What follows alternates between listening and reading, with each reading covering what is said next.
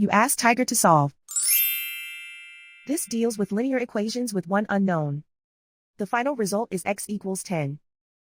Let's solve it step by step. Simplify the expression. Expand the parentheses. Simplify the arithmetic. Expand the parentheses. Simplify the arithmetic. Swap sides.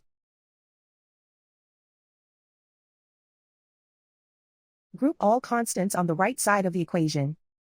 Add 32 to both sides. Simplify the arithmetic.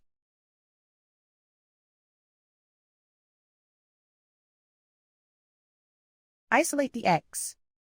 Divide both sides by 4. Simplify the fraction.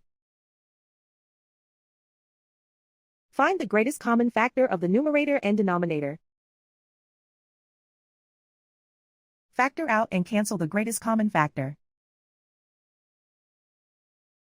And so the final result is x equals 10.